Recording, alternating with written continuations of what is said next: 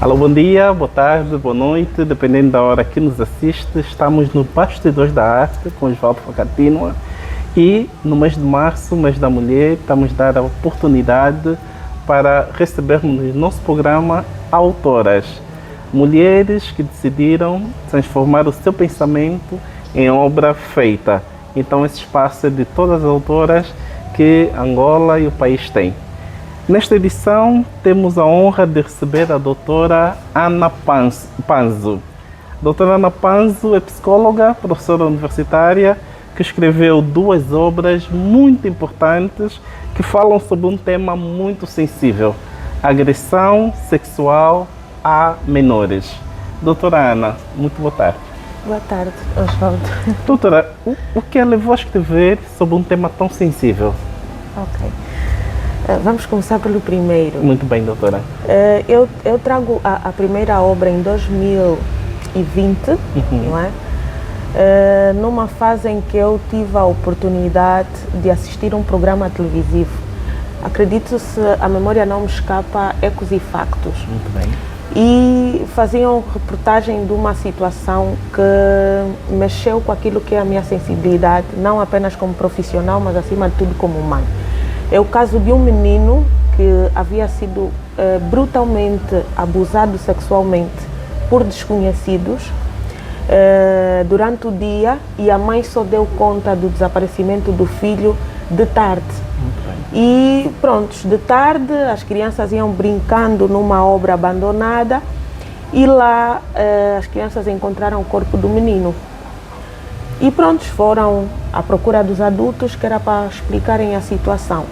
E a mãe, inocente, dirigiu-se à obra onde as outras pessoas haviam se dirigido, e quando ela se depara com aquela situação, a senhora entrou em choque. Durante a entrevista, chamou-me a atenção o posicionamento e o estado emocional da senhora. Ela não chorava, mas parecia que estava em choque com a situação. E quando o jornalista começou a entrevistá-la, ela simplesmente pediu que alguém a explicasse que motivos é que levam um adulto a abusar um menor até a morte. Foram as únicas palavras da senhora. E eu nesse dia estive a assistir a televisão. Eu disse, isso é interessante. Realmente, o que é que leva, o que é que passa na cabeça de uma pessoa que supostamente está saudável do ponto de vista físico e psicológico a abusar uma criança? E como eu naquela fase estava à procura de um tema para a minha dissertação de mestrado, então decidi falar sobre os abusos, mas não olhar na vertente da vítima, mas do agressor. Do agressor. Então foi ali que eu comecei as pesquisas. Isso foi propriamente em 2018. Comecei as pesquisas, comecei a fazer o levantamento bibliográfico e realmente comecei a colher informações que mexiam com aquilo que é a minha sensibilidade. Não apenas como profissional, mas como mãe, porque eu na época já tinha um filho que estava ali com aproximadamente 5 ou 6 anos. E eu me perguntava, se isso acontecesse com o meu filho, o que é que eu faria? E prontos, depois do levantamento bibliográfico, eu, durante as pesquisas, fui percebendo que o Brasil, Portugal, apresentavam um determinado perfil dos agressores. Muito bem. Mas eu disse, e no nosso contexto, nós até que somos conservadores, para nós a família tem uma importância muito relevante. O que é que leva, afinal, um pai, um irmão, qualquer uma outra pessoa a abusar uma criança? Então vi que havia uma necessidade de estudar no nosso contexto os nossos agressores. Muito bem. E foi ali que eu tive autorização e fui para as cadeias. E realmente encontrei muitos homens que naquela época estavam a responder pelo processo ou pelo crime de abuso sexual. Na verdade, esta foi a principal motivação.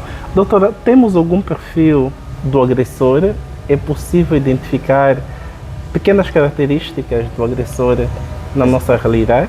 Sim, mas antes que eu fale das características, é importante aqui frisar que qualquer um de nós pode ser um propenso agressor. E os agressores não são só os homens, as mulheres também. Também temos mulheres que são agressoras sexuais de menores. Nós também temos esses dados. E se olharmos assim fisicamente, muitas vezes fica difícil dizer será que é ou não é, a não ser que a pessoa venha agredir e depois esse ato torna-se público. É para dizer o quê? Que qualquer um de nós pode ser agressor, que o agressor não tem características físicas, que a gente diga assim, cabeça grande, é mais alto, é mais baixo, tem o nariz mais afinado e por isso é que é agressor. Não existem essas características físicas. Mas também é importante frisar que quando nós temos uma certa sensibilidade, existem, sim senhor, alguns sinais, algumas características que podem ser identificáveis. Isto por quê? Porque o agressor, ele não parte diretamente para o contacto físico. Antes dele agredir a criança, ele passa por um processo que nós chamamos de um processo de relação íntima com a vítima, de formas a ganhar a confiança dela e muitas vezes criar um conflito cognitivo na criança que ela não consiga perceber a diferença entre um ato afetuoso e um ato de agressão ou de abuso. Normalmente, esses agressores tendem a estar muito próximas à vítima, eles precisam conhecer quem é a vítima, em que momento estão sozinhas, quais são as suas fragilidades, o que é que ela mais necessita. Eles fazem esses estudos só depois é que partem para a ação. E este ato começa, na maior parte das vezes, com atitudes muito sutis. Um eu te amo, qualquer coisa que precisares, o tio está aqui, está sempre disposto a cuidar da criança, principalmente em tratar da higiene da criança de formas a começar a manipular o corpo da criança. Começa primeiro com atitudes sutis, uma carícia, um aperto. Quando ela já é ligeiramente adolescente, uma palmada no bumbum e ele vai vendo como é que a criança reage. Se a criança não tomar uma atitude de posicionamento, não faça isso, não me toques aqui, não me beijes aqui, porque muitas vezes os pais já ensinaram, aquele comportamento vai desenvolvendo até chegar ao coito, até chegar à penetração mais invasiva, que muitas vezes acabam deixando a criança sem a possibilidade de denunciar o agressor. Doutora, a maior parte das agressões são dentro de casa? Sim, intrafamiliar. São raros os casos, só se forem situações de negligência, por exemplo, uma criança foradora encontra-se na rua desprotegida, possivelmente pode aparecer um agressor que venha agredir. Mas como eu disse, eles fazem um estudo de viabilidade antes de atacar. E para fazer esse estudo ele precisa estar próximo. Então, na maior parte das vezes, é intrafamiliar. O pai, a mãe, o avô, o irmão, o motorista, o professor, qualquer um desses pode ser um propenso agressor. Mas, doutora, psicologicamente, como explicar um pai ou um mano agredir sexualmente a filha ou a mana? Como explicar isso? Nós, quando estamos diante de um caso de agressão sexual, é preciso estudar o perfil de quem agride. Porque nós aqui temos duas variantes. Tem aquelas pessoas que agridem por causa de algum desajuste ou então por causa de alguma falha a nível do desenvolvimento sexual, não é? E depois, mais além, nós vamos explicar isso. Mas existem aquelas pessoas que agridem porque são doentes do ponto de vista psicológico. Ou seja, dentro daquilo que são as doenças psicológicas, nós encontramos um grupo que nós chamamos de parafilias, e dentro das parafilias nós encontramos os agressores sexuais que são conotados ou denominados dentro daquilo que é o DSM, que é o instrumento ou o manual de doenças mentais, que é o pedófilo. Quem é o pedófilo? É aquele indivíduo que tem pulsões sexuais frequentes e recorrentes por crianças, ou seja, ela até pode ser um homem casado, com filhos, mas a pulsão, o desejo, a satisfação sexual, ele só encontra se envolver-se sexualmente com a criança. Estes são doentes. não é? Mas para que a gente chegue à conclusão que é doente, precisamos de um diagnóstico, uma avaliação e que a gente venha a se aperceber.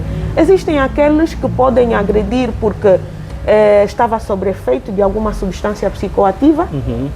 Existem aqueles que agridem porque têm a parte frontal um tanto quanto afetada. Por exemplo, se fizer um acidente e bater com esta parte que é a parte responsável pelo juízo moral, fica comprometida. Ou seja, então, determinados atos fica difícil eu discernir o que é certo, o que é errado. Muito bem. Há pessoas, por exemplo, que têm alguma parte do cérebro comprometida e que faz com que esse indivíduo, por exemplo, a parte da libido, do desejo, da satisfação, também fica comprometida. Por exemplo, tem dificuldade de controlar-se sexualmente ou diante de algum desejo sexual e chegar a atacar uma criança. Existem outros que têm uma perturbação e que esta perturbação pode afetar alguma parte do cérebro e fazer com que esse indivíduo, por exemplo, não consiga olhar para a criança e perceber que esta criança não é um objeto sexual, ou seja, ela não está preparada para um envolvimento sexual.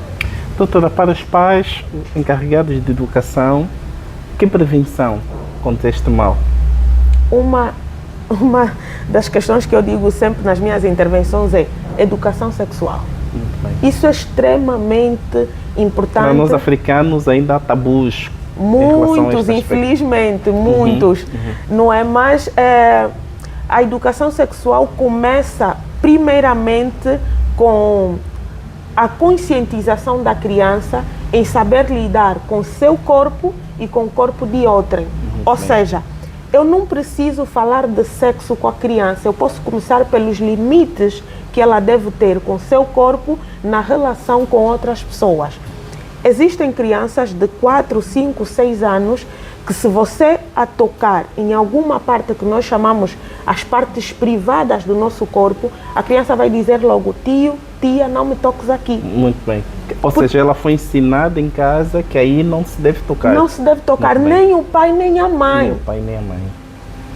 Com exceção de alguns casos, foi ao médico, mas o médico deve pedir autorização antes de pegar nas partes íntimas da criança.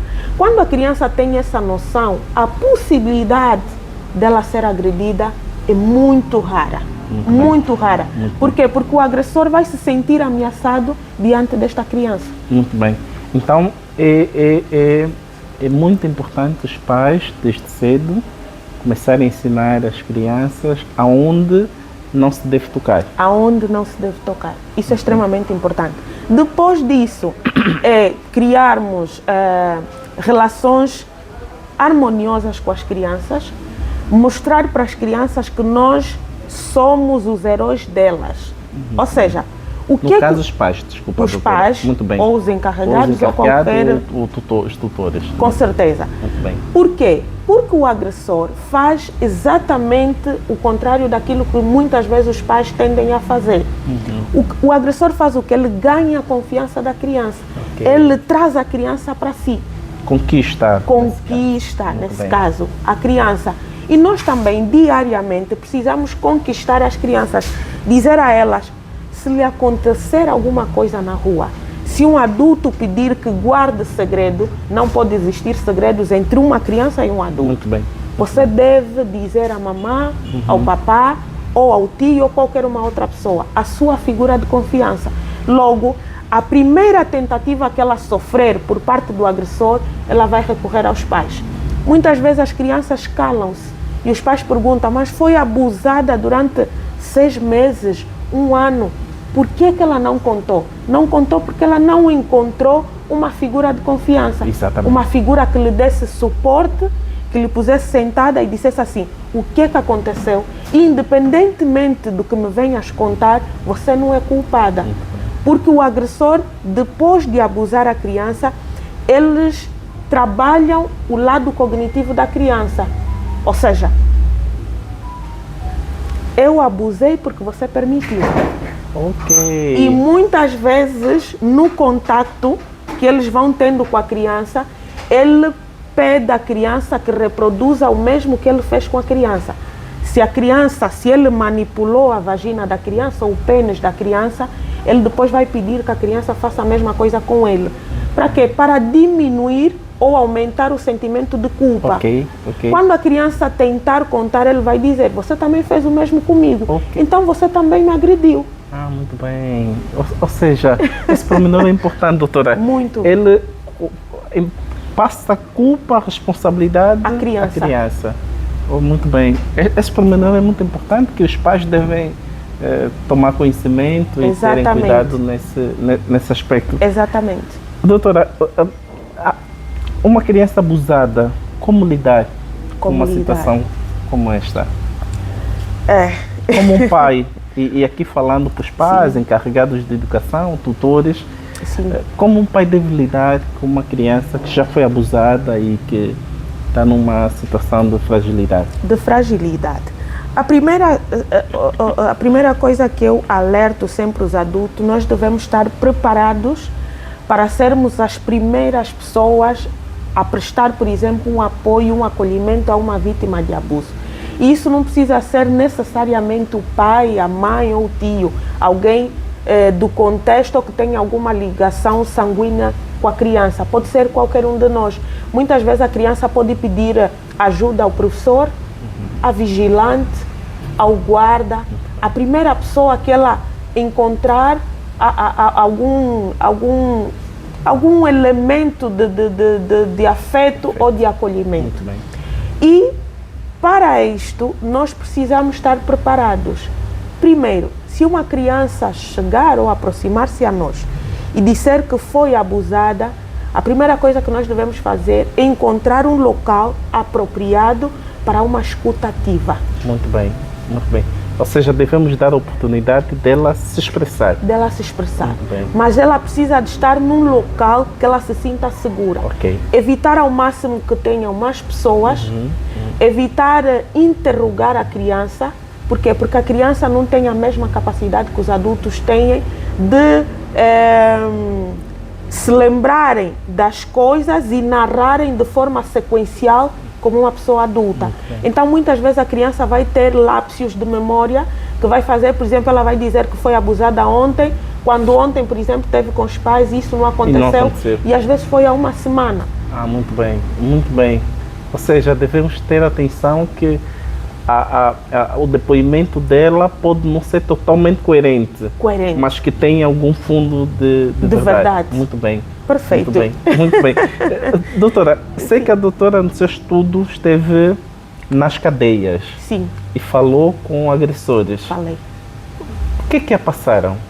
O que eles justificam a ação que tiveram? Eu encontrei muitos agressores, tanto que eu trago uma amostra de 92. Existem aqueles que eu fui descartando à medida que fui fazendo o tratamento de dados. Por quê? Porque eram ainda indivíduos que estavam em fase processual e que os elementos ainda não eram muito apalpáveis, não é? Para alguma decisão jurídica. Então, eu trouxe 92, a maior parte deles já condenados e por penas muito altas. Claro que nas cadeias nós também temos pessoas inocentes, não é? Até que se prove o contrário, mas era mesmo para dizer que encontrei indivíduos com penas de 15, 20, 14, 7 anos e que estavam lá a cumprir essas penas pelo facto de terem abusado crianças. No início da interação com esses agressores, eu tive momentos em que parei com o estudo, porque eram declarações muito profundas. Inclusive, eu trago aqui um caso de uma menina de 12 ou 4 anos. Oh my God. Que foi abusada por um indivíduo de 30 e tal anos. Então eram declarações tão profundas, tão sensíveis, que eu depois tive que parar para me curar e me preparar psicologicamente para ouvir aqueles depoimentos. A maior parte deles alegavam satisfação sexual, desejo, pulsão por crianças.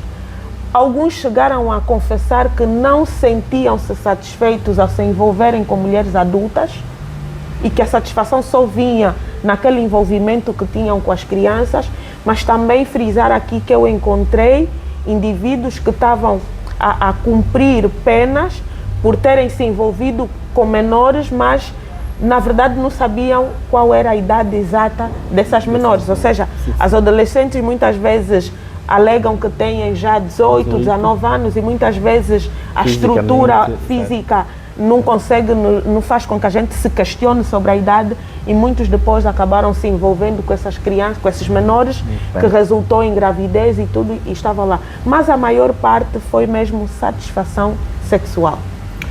Doutora, a olho nu é impossível nós conseguirmos identificar que aquele tio, aquele segurança, aquele motorista é potencial agressor. Sim. Não é possível identificarmos isto, não é?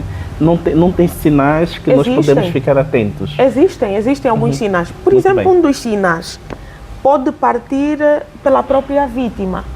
Não é normal uma criança, sempre que olha para um adulto, foge.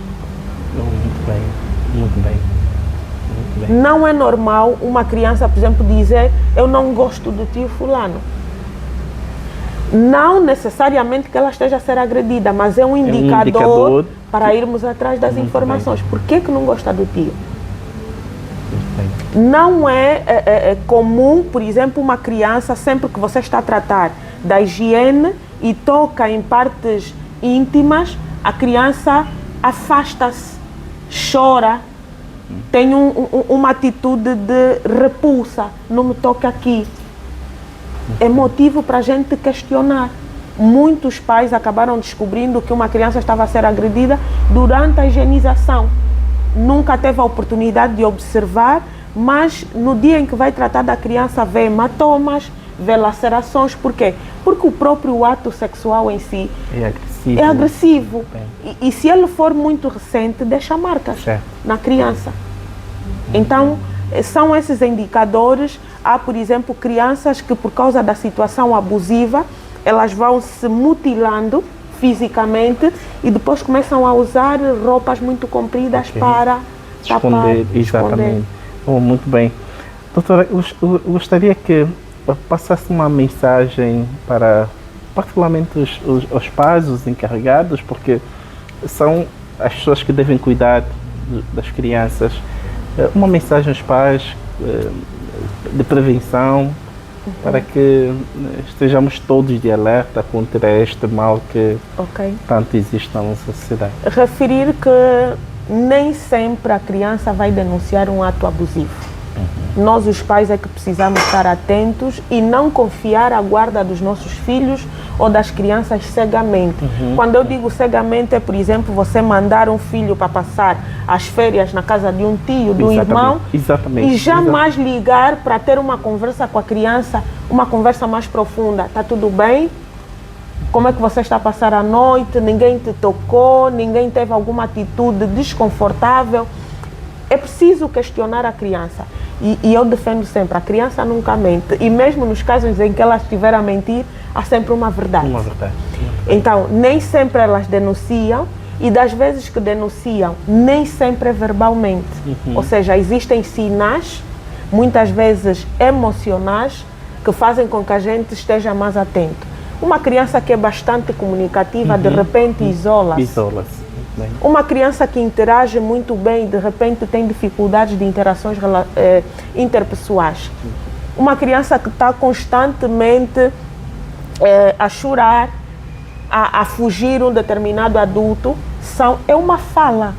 É uma fala. Ela pode não dizer que estou a ser abusada, mas esses comportamentos podem, de certa forma, nos levar a questionar e a pesquisar por que a criança teve esta alteração repentina a nível comportamental ou emocional.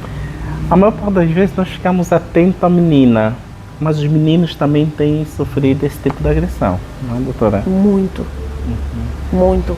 Eu trago na primeira obra um caso de um menino que foi abusado pelo professor. Meu Deus. Pelo professor.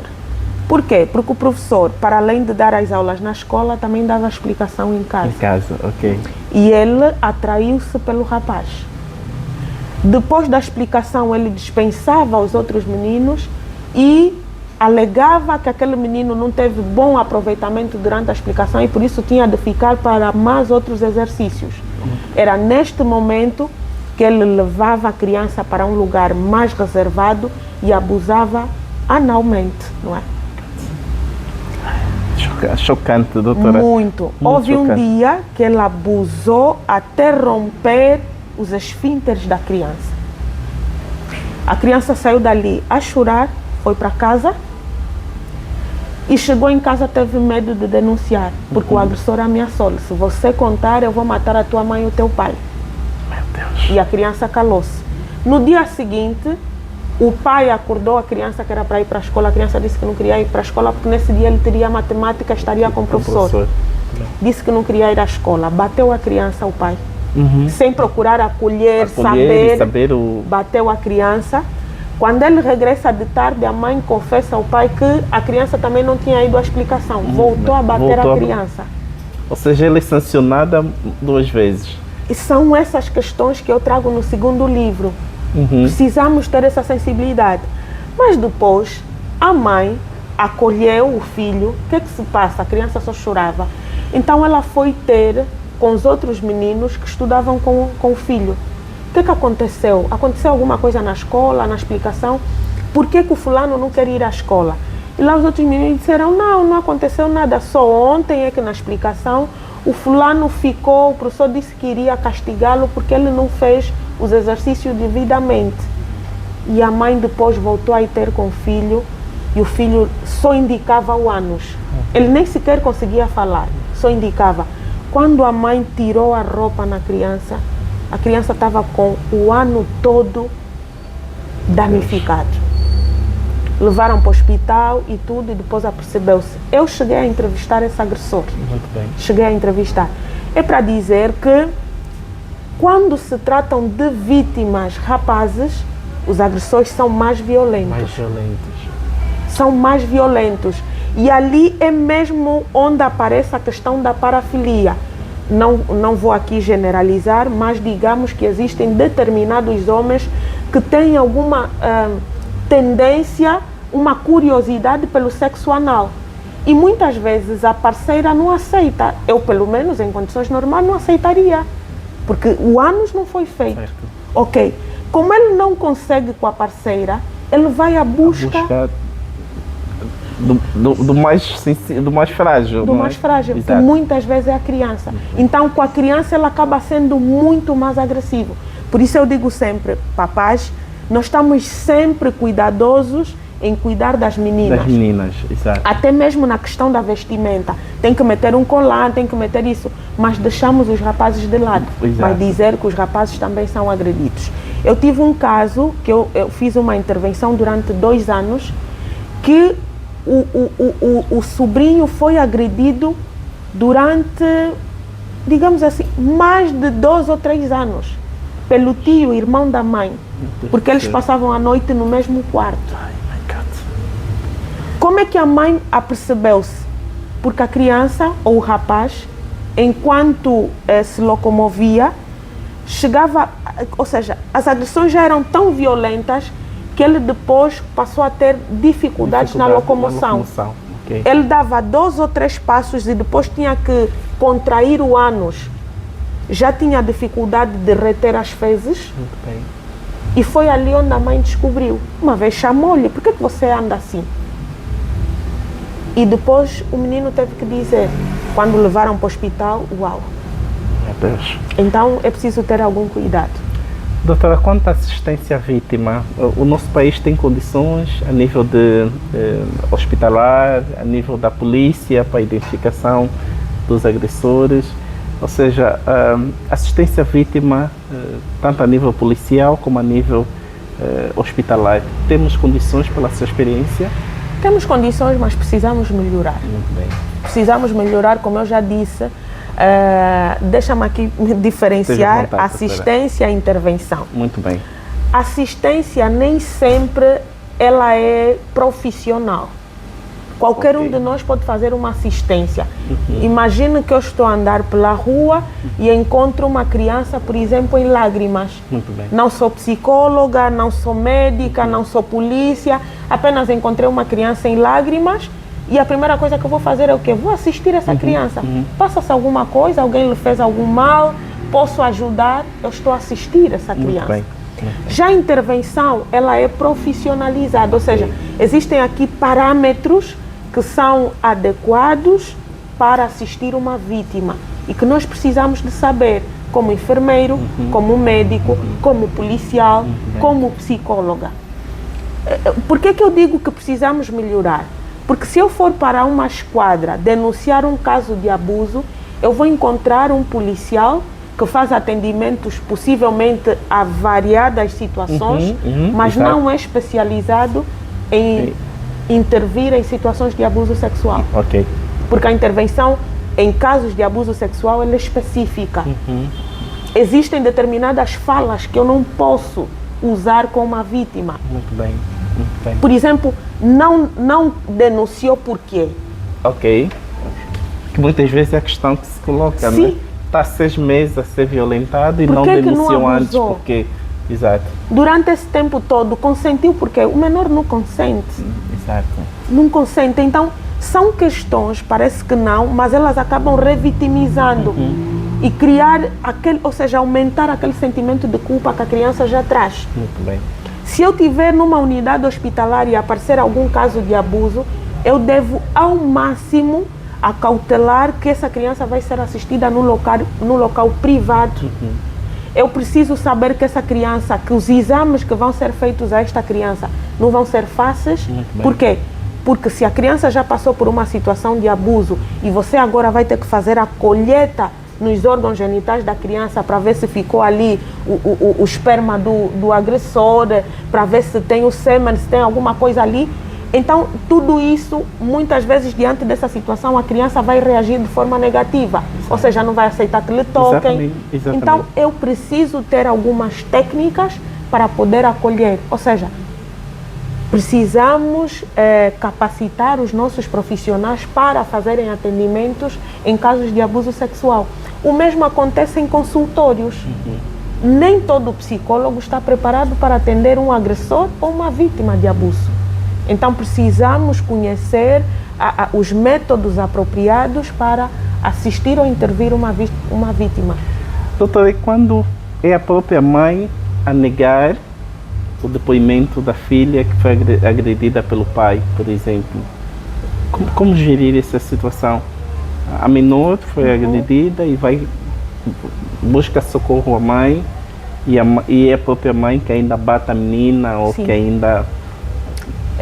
Existem aqui questões, muitas vezes também culturais, que fazem com que determinadas mulheres tenham um posicionamento não mais assertivo diante de uma situação de abuso. Por exemplo, a preservação da família é muito patente na nossa cultura, tanto que é comum a gente ouvir os pais, os padrinhos a nos dizerem. A gente vai, por exemplo, se queixar do comportamento do companheiro e os pais, não, aguenta só, é normal, nós também já passamos por isso, se ele te bate é porque te ama e tudo mais. Então, diante das situações de abuso que muitas vezes ocorrem no nosso contexto familiar, a mulher, no intuito de preservar a integridade, porque ali já nem há integridade da própria família ou do parceiro, ela prefere camuflar o caso, culpabilizar a criança, principalmente quando não é filha dela. Exato. Às vezes é a sobrinha de criação ou o filho de criação. Então, muitas vezes acabam culpabilizando a criança em vez de culpabilizar o agressor. Então, em nome da conservação da própria família, muitas mulheres preferem abafar o caso, não denunciar. Umas até tiram a criança de casa como se ela fosse a culpada, mandam para um outro contexto familiar. A criança perde a escola, porque às vezes estuda nesta área e tem que ir para Benguela, tem que ir para o Ambo, na casa do tio fulano, porque já não pode ficar ali. E o agressor permanece, com o risco de que venha agredir uma outra criança. Muito mal. Doutora, para finalizarmos, gostaria que deixasse uma mensagem à sociedade sobre esse fenômeno, este mal, e como devemos todos combater para diminuir o máximo possível este fenômeno. Pronto, precisamos cuidar das crianças para que o mal não nos bata à porta E se nos bater, tenhamos uma atitude diferencial. Acolher a criança, dar toda a assistência, porque uma criança abusada sexualmente nunca é a mesma, ainda que ela receba assistência psicológica. O que nós fizemos como profissionais é simplesmente ajudar a vítima a lidar com a situação traumática da forma mais leve. Mas os traumas continuam. Sim. Hoje nós temos mulheres sobreviventes do abuso que estão casadas, mas às vezes têm dificuldade de se relacionar sexualmente de forma saudável com o parceiro, porque lhe remete aquela memória situação, passada, aquela memória. Então, isso é extremamente importante. Se nos bater à porta, tenhamos a atitude mais assertiva, que é denunciar, e depois oferecer todo o suporte, toda a intervenção aos mais diversos níveis à vítima.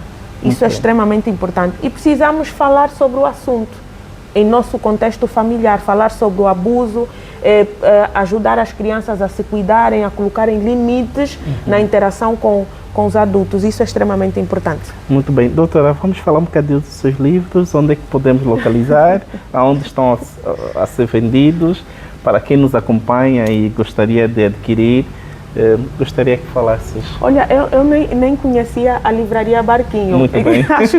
acho que o momento é oportuno também para criarmos aqui uma relação. Mas dizer que neste momento os meus livros não estão disponíveis em nenhuma livraria, porque eles esgotam. Imagino. Eles esgotam, mas eu sempre, ou seja, eles sempre estiveram disponíveis nas Irmãs Paulinas. Muito bem. E na livraria da Faculdade de Ciências Sociais Agostinho Neto aqui no aeroporto. Sempre estiveram lá, mas nesse momento não temos exemplares disponíveis nessas livrarias. Mas quem quiser, porque tenho alguns exemplares, vamos imprimir e depois voltar a distribuir nas livrarias, quem quiser pode ligar para o 924 64 46 67. 924 64 46 67. O segundo está no valor de 20 mil kwanzas. Muito bem. E o primeiro está no valor de 15 mil kwanzas. Muito bem. Aconselho os encarregados a adquirirem a obra. Muito bem. O primeiro é Agressões Sexuais de Menores e o segundo, Crianças Vítimas de Abuso Sexual. Identificação, assistência e intervenção. Estivemos com a doutora Ana Panzo, psicóloga, professora universitária, que escreveu 2 livros maravilhosos, fantásticos, que têm sido muito procurados e que são muito úteis para ajudar não só a vítima, mas os encarregados e todas as pessoas envolvidas a lidar com este fenômeno que todos nós temos que combater. Doutora Ana, muito obrigado. Muito obrigada. Foi um prazer muito grande estar consigo. Obrigada. Tá.